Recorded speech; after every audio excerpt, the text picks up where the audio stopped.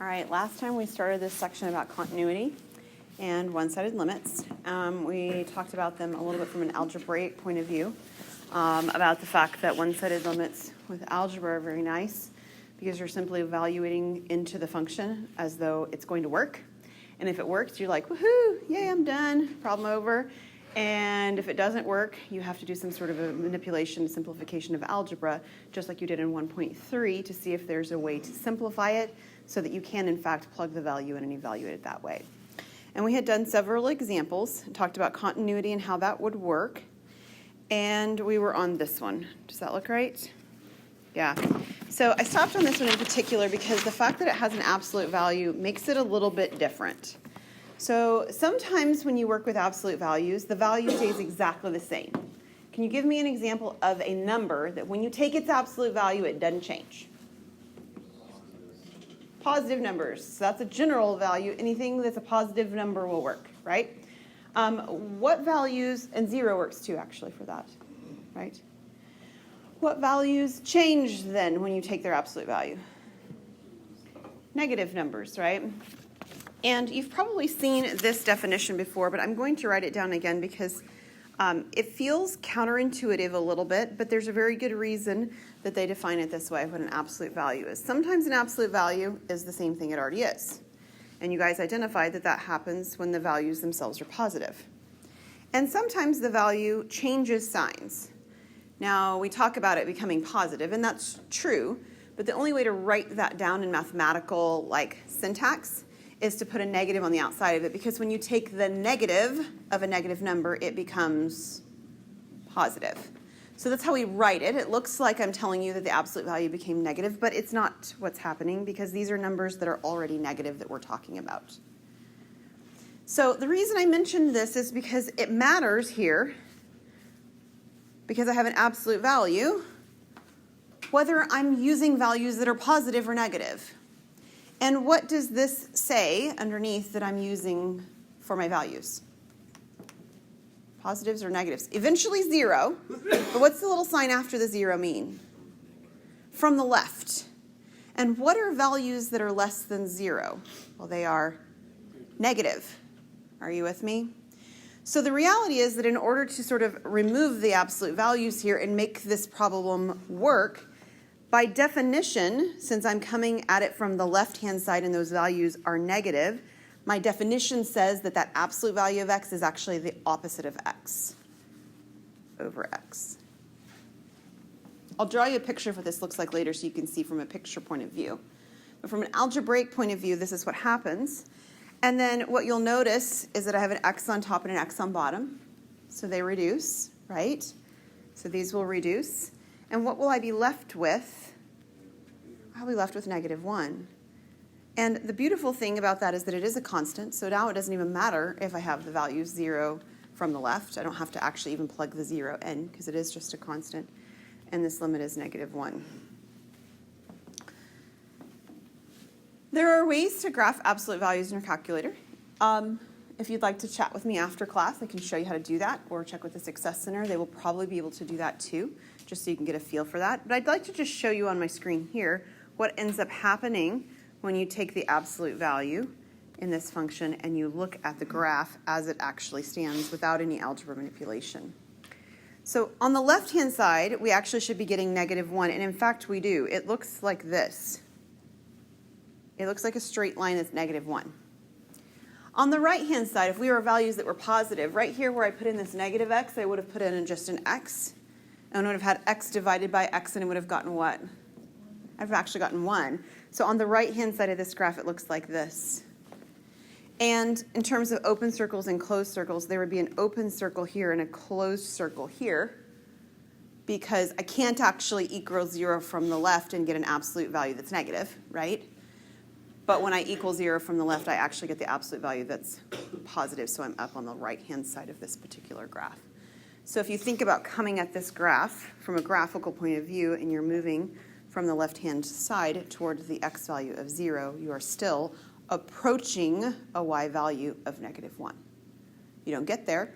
There's a hole in the graph, but you're approaching it. Crazy, right? Yeah. And this is an example. Somebody told me that they think that I said 0 divided by 0 is 1. In this case, it actually ends up looking like 0 divided by 0 is 1 because that's the limit that happens there. And that's not always the limit when we end up with a 0 over 0 in a function. But on this case, it actually is because this point right here, I have the open circle for the limit there. So I'd like to take a look at some definitions, really, some language. There's two types of discontinuities.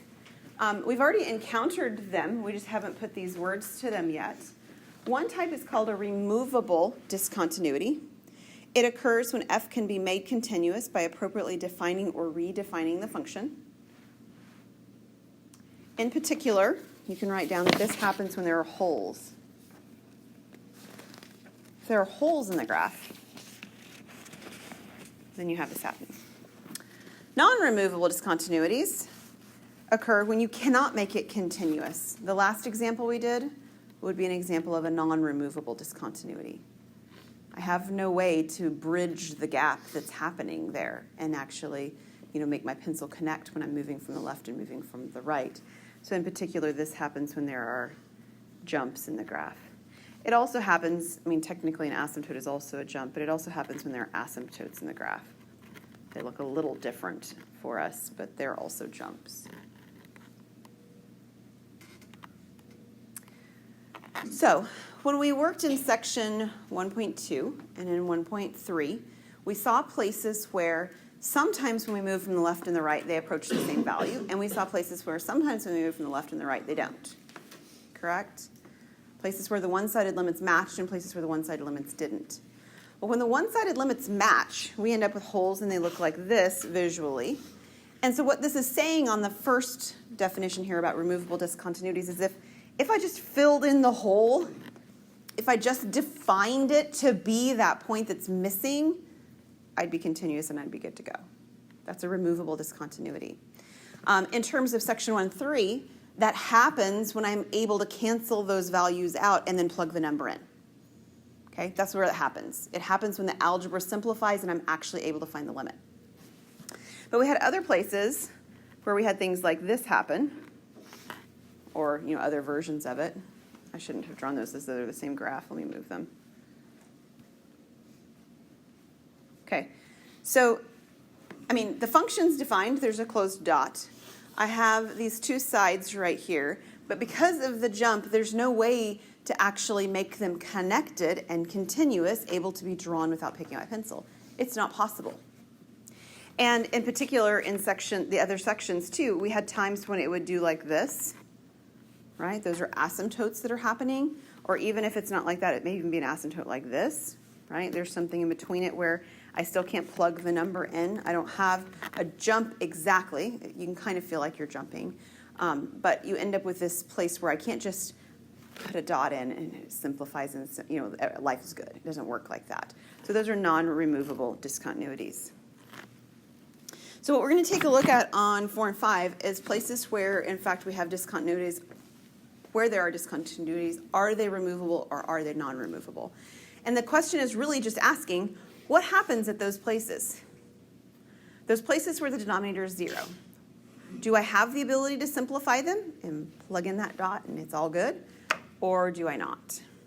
So in particular, what I'm really looking for is where does the denominator equal 0 here? So on this one, what value for x will make the denominator 0? 0. Yeah. And of course, that's not always true. It just is here, right? So at x equals 0, there's a discontinuity.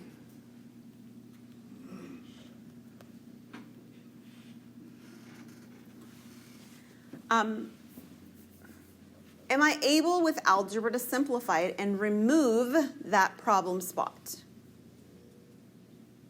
Can I cancel the x in the denominator out with anything in the numerator? No, I can't. So that makes this a non-removable discontinuity.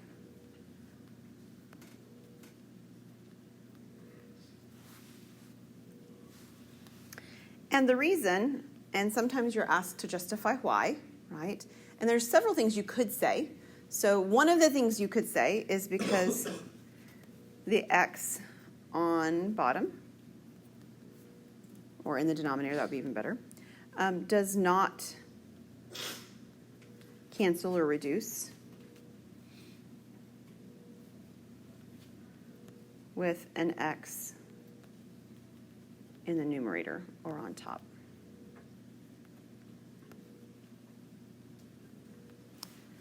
Another thing that you could say, this would be sort of from an algebraic perspective, right? Another thing that you could say, if you were thinking about it from a graphical perspective, is you could graph the thing and you could say, okay, so what's happening here at x equal to 0?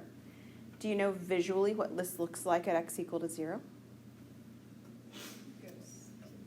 Yeah, I get an asymptote, don't I?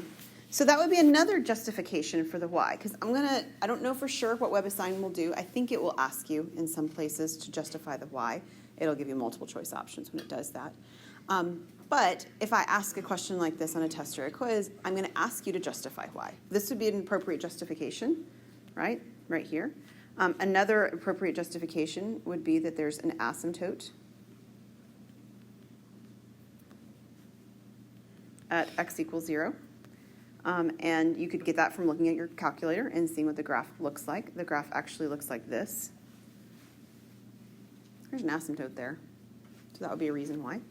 If you're thinking about it from the perspective of looking at tables, which you could do, you could look at the actual tables and plug in 0.1, 0.01, 0.001, negative 0.1, negative 0.01, negative 0.001, and you could justify it from that perspective. And if you did that from that perspective, the limit from the right of our function, what was it called, f of x, would actually be infinity, and the limit from the left of our function would be negative infinity. And the fact that the infinities are showing up confirms that it's an asymptote, but it also justifies the fact that they're not as a non-removable discontinuity. This doesn't happen when there's a hole in the graph. So any of those reasons why would work. Does that make sense? Okay, so let's see one that actually is a removable discontinuity, or at least has one.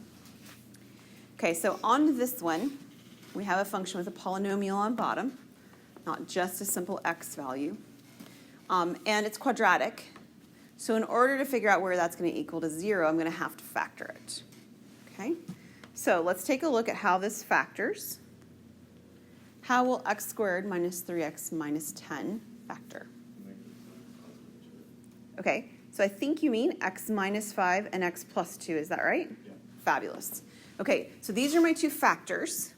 And once I have it factored, then I can identify the values at which the denominator will actually equal 0. And I could have different things happening at each of those values. So recognize there are two discontinuities here because there are two factors in the denominator. The last one didn't have that happen. So I have two discontinuities. One is at x equal 5, right? Because 5 minus 5 would make the denominator 0.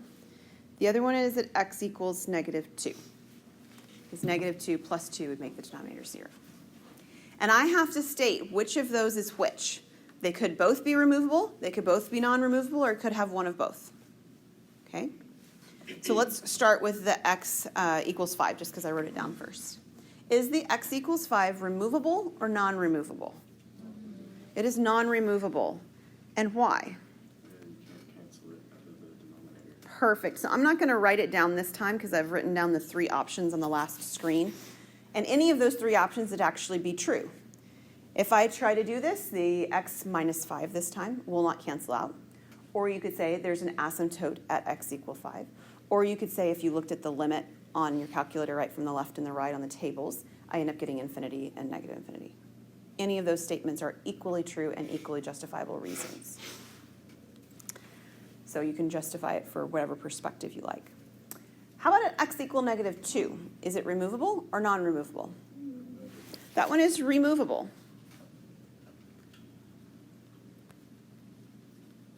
And I'm going to give the three reasons why, kind of like I did on the previous screen. I've got lots of bullets going on now here. I don't know why, but I do. The three reasons why you could justify it. So sort of thinking about the opposites of the things I just said. If it's non-removable, the value will not cancel out. So what do you see about the x plus 2? It cancels out, right? So I could actually say that as the reason why. X plus 2 cancels in the numerator and denominator. Okay, that would be a justifiable reason why. If you looked at it from a graphical perspective, like you actually looked at the graph, you would see no break in the graph. It would look continuous. So you could justify it from a graphical perspective and say there is no jump or asymptote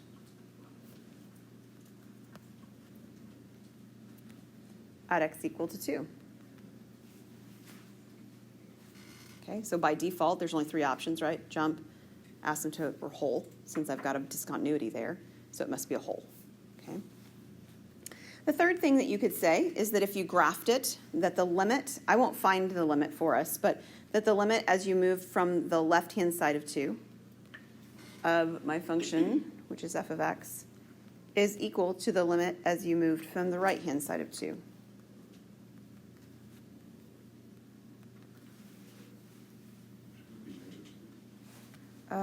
-2, thank you. I got my signs missing. Perfect. All right, cool. This one should have been -2 as well, shouldn't it? There's my negative. Missing everywhere. At least I'm consistently missing it, right? Yeah. Gotta look for the good stuff. All right, so again, I don't care which of those reasons you use. They're all equally valid. It's just whatever strikes you as being the most reasonable to figure out and look for. Okay, any questions on that? Looking for removable versus non-removable discontinuities. All right, so when in fact does a limit exist? Well, the existence of a limit. Let f be a function and c and l be real numbers. The limit of f of x as x approaches c equals L if and only if the limit from the left equals L and the limit from the right equals L, which is kind of what I was getting at on that last line. The two limits from the two sides are the same. Okay? So if the two limits from the two sides are the same, then we say that the limit actually exists. And visually, right, I've drawn this picture like lots of times now, but this is the picture that you have in mind, is that you're moving at this open circle or closed circle, it doesn't matter, from the left-hand side, and you're moving at it from the right-hand side, and you're approaching the same location, right? We both arrived at the same McDonald's. Yeah?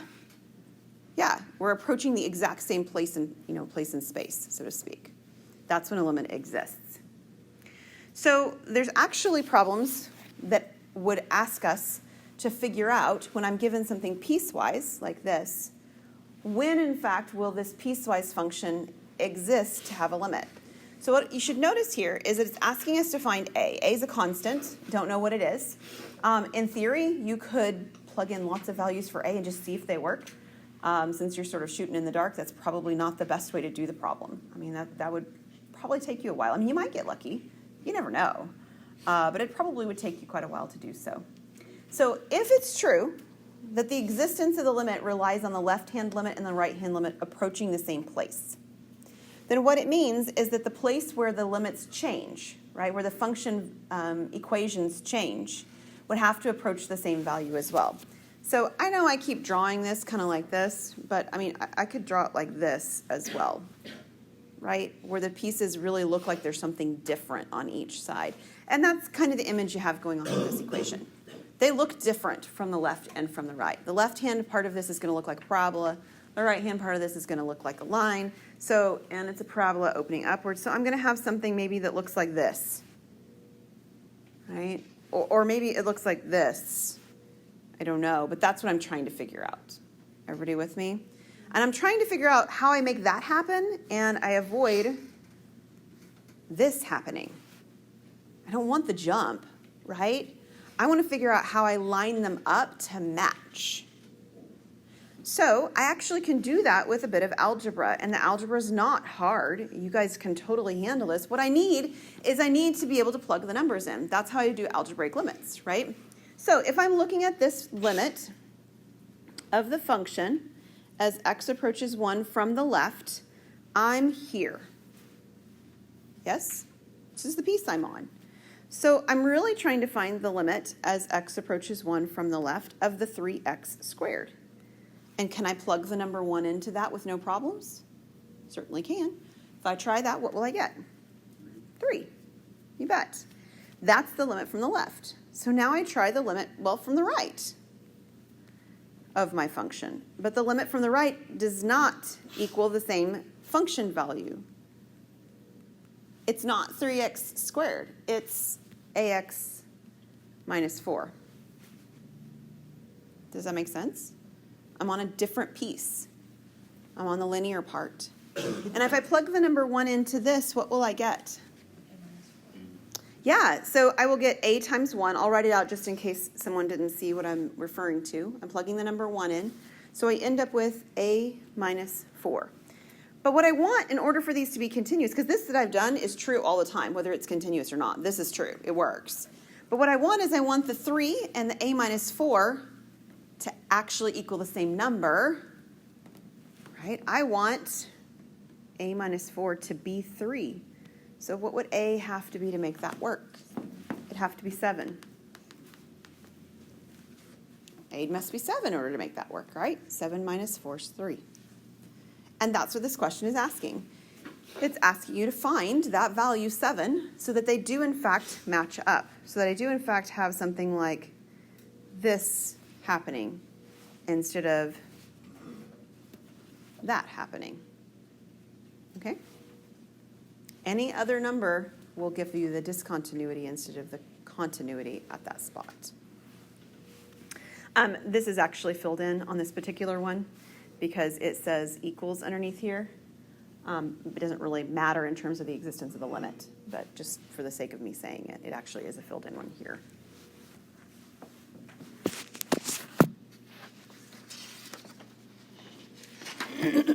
All right, we defined continuity at the very beginning of this lesson 2 ways.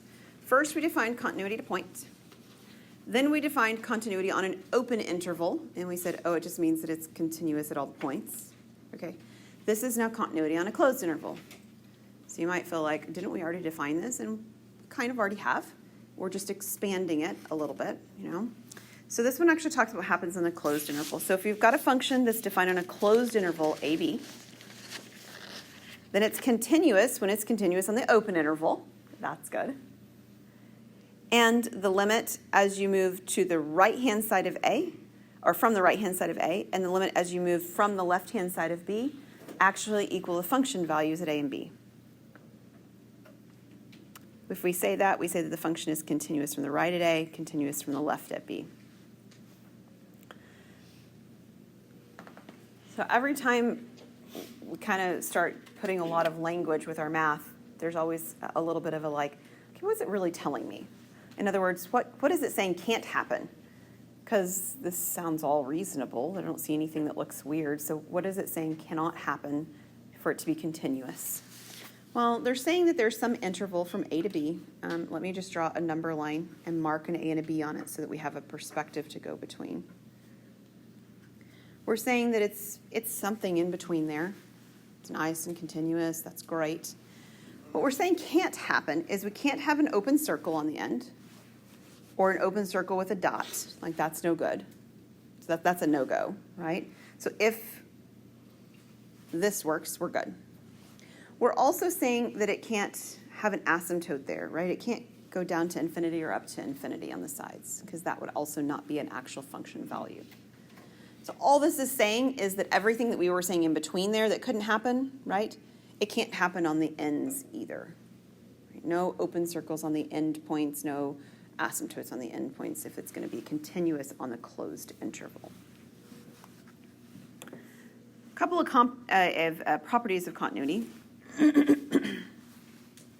4 actually. If B is a real number and f and g are continuous functions at the point x equals c, then the functions listed below are also continuous. So this is like all the things you want to be true are true again, right? So when I multiply a function by a number, it's still continuous. So if x squared is continuous, so is 3x squared and 1/2 x squared and 15 over 7x squared and 0.2695x squared.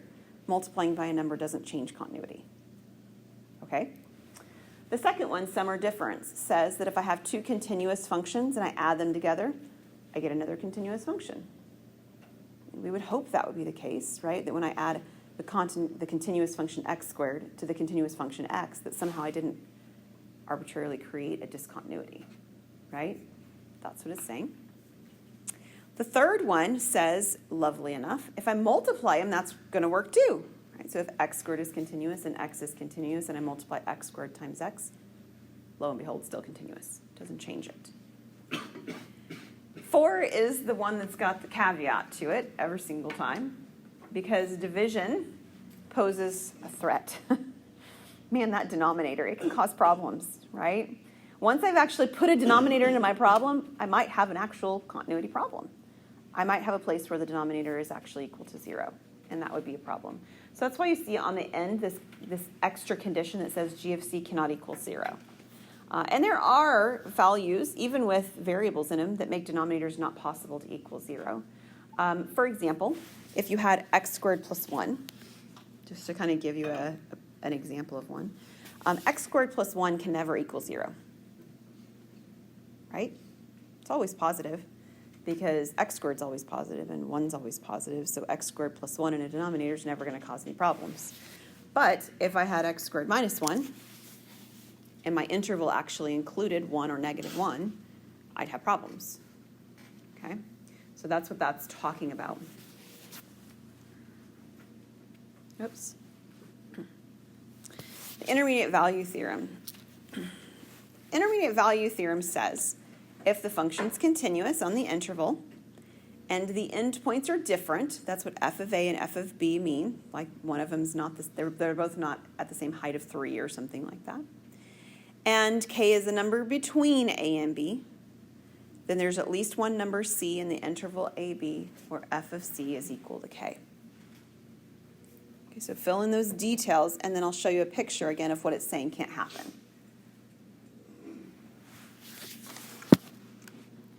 So let's make sure we get our details right. I need a number line, or kind of a graph. I'll do a Cartesian one this time. A and B are different endpoints. The condition says that their function values, the y value at A and the y value at B, can't be the same. So in other words, I can't have this happening, or the result may not be true. It could be true, but it may not be true, okay? So what I need instead is differing y values. So if this one is f of A and this one is f of B, and it could be switched around. It could be that the first one is the higher one and the second one's lower, and it doesn't matter. That there's this space in between f of A and f of B, and somewhere in between here we're going to call there a number of k. If we're actually looking at a function that's continuous on this interval, I can't somehow get really, really, really close to k and then like skip over k and get over here to the function value f of b. I can't do that. If I tried, like I just tried, I would end up with something that's not continuous. But I was told it was continuous. So in other words, no matter what happens in between here, and it might be very interesting or it might be very boring, at the very least there's going to be one location where I have a c value corresponding to the value k for a y value. There's going to be a place where I actually cross and hit the value of k as a y value. And of course we say, yep, that makes sense. I can't jump over it. I can't skip over it, so I must actually cross that value. Okay?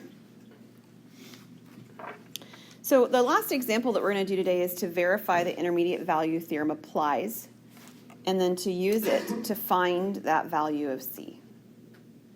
So there's several conditions as you look back up in here that we have to make sure of. First condition is that we have to make sure f of a and f of b are not the same, right? Because you could see how there would be a problem, right? If f of a and f of b are the same, there's not a value k even to talk about between them to see if it works. So we need to verify that the endpoints don't match like that. The next thing is that we have to make sure that k is between f of a and f of b. So if I told you that this is my k down here, there's no reason to believe that it has to actually hit that y value, right? I mean, like it could, it's a possibility, but it's not a guaranteed sure thing going to happen. And then we can actually, as long as those two conditions are met, Oh, there's one more. I'm sorry. I just skipped right over it. It's continuous. You have to have a continuous function for this to work. So you have to verify it's continuous. So those are the three conditions that have to be met. And as long as those three conditions are met, then it will in fact work that I can figure out what that C value is that makes the function equal K. Okay? So I have to verify three conditions, and then I have to solve the equation as long as those conditions hold. So let's take a look at one. All right, so condition number one was continuity. Whoops. So f is continuous, so we'll verify that in a minute. Condition number two is that f of a is equal to f of b. We'll verify that in a minute. And condition number three is that k is between f of a and f of b. So I don't want to write it like sandwiched in an interval because it might be that f of b is actually a smaller one. Yes, ma'am. Would it be not equal to f of b? Thank you. Yep. So you guys are always going to have to be on your toes, right? Thank you so much. Okay, so let's start with the first one, continuous. Why in the world is this function continuous? Okay, there's no denominator. You're right, and that actually makes it what? What kind of an equation am I working with? It is rational. There's another name. It's not rational, actually. Rationals are the ones that have the denominators. There's two different names we could use, one that's more general, one that's more specific. Okay, the general name is a polynomial. Okay, f is a polynomial. You could say more specifically it's a quadratic, which would be a type of a polynomial. So why does that justify it? Well, we had a theorem. It was wonderful. The theorem said all polynomials are continuous. So I just get to say, you know, it's polynomial. So by the theorem, it's continuous. Okay? I don't need you to tell me what theorem it is. There's no need for that. Just telling me that it's a polynomial guarantees that. Now let's just say for a moment it did have a denominator. It was actually a rational function. Rational functions are also continuous. They're continuous just as long as the denominator is not equal to 0. So we could have that happen, right? Like I gave you an example over here where I had the x squared plus 1 as the denominator. That would be an easy one to say the denominator is never 0. Or if I did x squared minus 1, but my interval was like from 5 to 10, so that it didn't have any problems with the denominator being 0 in that interval, I'd also be good to go. Okay? So there's other pieces that it could be that would be okay, but this one's easier than that. It's simply, whoops, I think I'm going the wrong direction. I am. It's simply continuous because it's a polynomial. Okay? So this is verified. I'm done. Stating it's a polynomial verifies that it is continuous. F of a not equal to f of b. Well, a and b are 2 and 3, right? So what I'm really wanting to look at is what is f of 2 and what is f of 3, and to show that they're not the same. Okay, so f of 2 would be 2 squared minus 7, which is what? -3, yep. And f of 3 would be 3 squared minus 7, which is 2. Are they the same? Nope, not equal. That's step 2. So check that one off the list. 2 pieces verified. Number 3, making sure that k is between f of a and f of b. Well, my values are -3 and 2. That's what I just got from step 2 of this process. And the value that I'm being given for k that I'm trying to figure out is actually right here. It's at 1. And 1 is, in fact, between -3 and 2. Okay? Do I have to write it in inequality? No, you could actually write down 1 is between -3 and 2. That would be fine. I don't care. But you have to verify it. Like, actually write it down, not just think it in your head. See, this is the problem with teaching, is that I can't see inside your brain, so I don't really know what you're thinking. And you could be totally correct, and I would still think you're wrong because I don't know. So you have to tell me. All right? So you have to tell me why it is you believe that these things are true. All right, so this is half of what it said to do.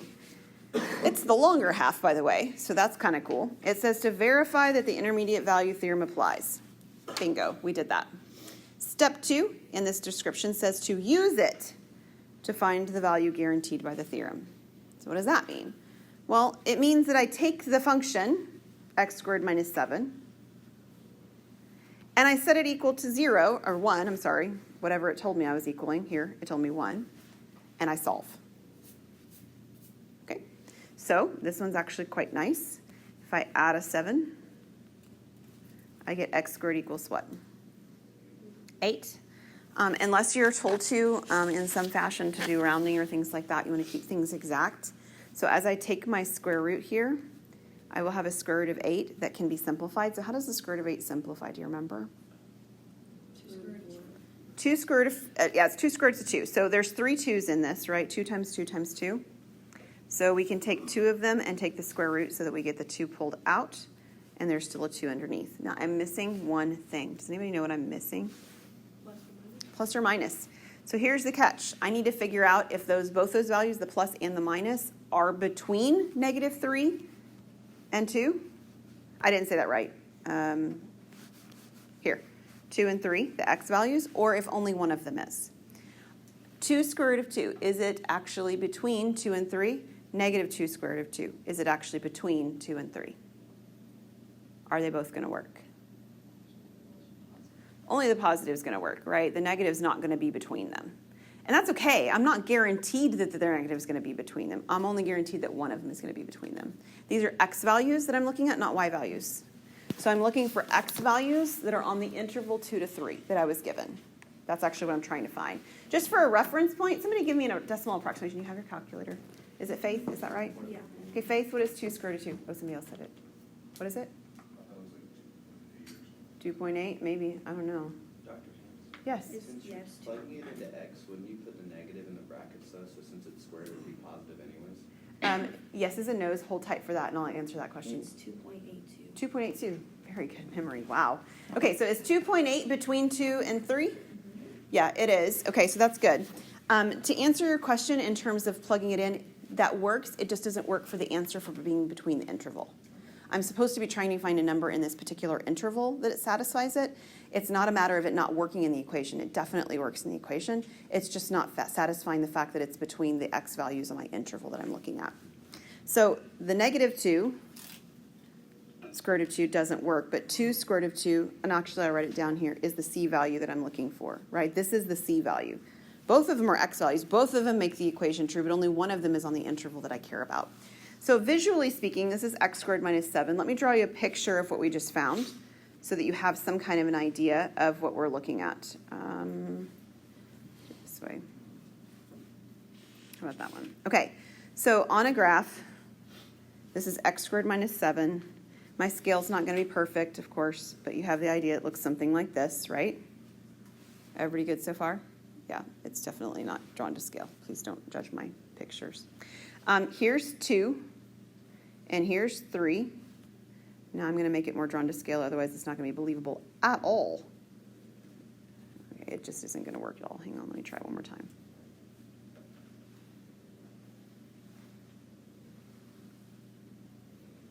Oh, that'll work. Now it's a little bit more believable. So here's my value at 2. Here's my value up here at 3. And if I remove my backdrop now, you can be less concerned about my dots. That's better. Okay, so there is a place in between where it crosses at this value of 1. It's going to be right here. So this is one of the answers I got. The other answer I got is over here, right? -2 square root of 2. I mean, it works, but it's not between the 2 and the 3 that I was trying to find the value between. Okay, does that make sense? So I'm trying to locate the x value between 2 and 3 that actually hits the y value of 1. And this is what I found. There's only one of them. It could be 2 of them. Like, that's a possibility, right? If I actually looked at this graph I did over here. There we go. There's lots of pictures, lots of points in my graph here. There's 3 of them where it would actually be the correct answer. So I could have more than one, but often I only have one. I only have to have one. Any questions on that? All right.